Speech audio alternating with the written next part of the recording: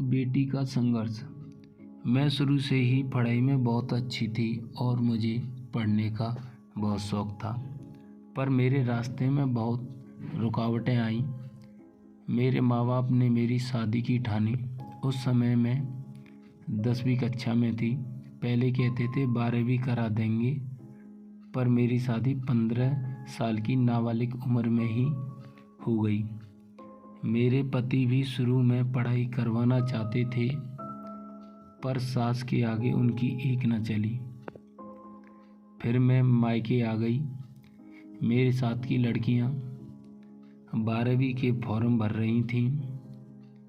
मैंने भी पापा से लड़कर फॉर्म भरवा दिया।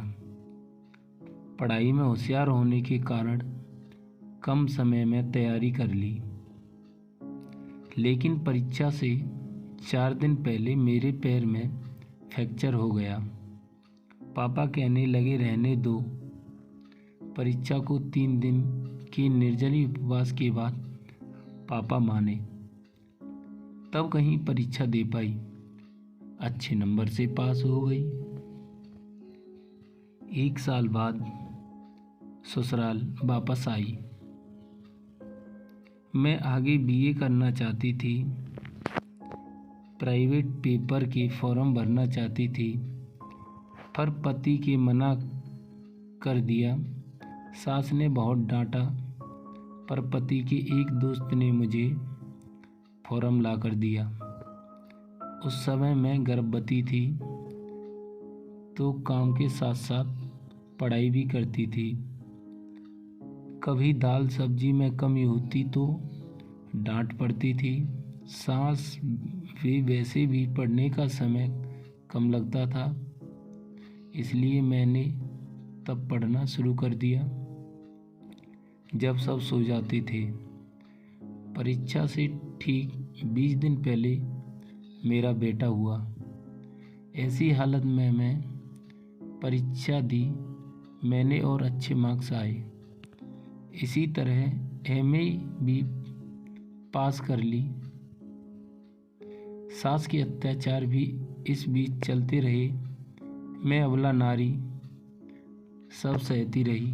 फिर 3 साल बाद मेरा दूसरा बेटा हुआ।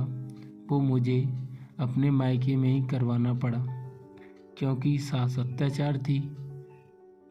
फिर मेरी ज़िंदगी में वो मनुष्य दिन आया जो भगवान किसी को न दिखाई।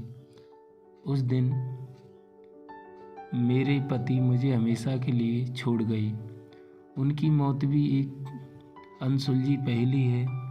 उनकी लाश खेत में मिली, ना तो पोस्टमार्टम होने दिया। पुलिस भी मिल गई थी अपराधियों से।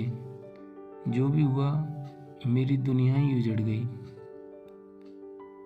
मेरे ससुराल वाले मुझे रखना चाहते थे, पर मेरे पापा बोले जो लोग पति के सामने सम्मान नहीं देते, वो अब क्या खाक देंगे। वो मुझे अपने साथ ले आए। बोले बेटी नहीं, बेटा बनाकर रखूँगा। तब से उनके साथ ही हूँ। पापा नौकरी के लिए मना करते रहे। मैंने जिद करके छोटी सी नौकरी ढूंढ ली। धीरे धीरे आज अच्छी पोस्ट पर हूँ, जहाँ अपने बच्चों को स्वाभिमान के साथ पाल सकती हूँ। अंत में इतना ही कहना चाहूँगी, इंसान अगर ठान ले कुछ भी कर सकता है, और पढ़ाई सभी को करनी चाहिए। इसके बिना जीवन अधूरा है।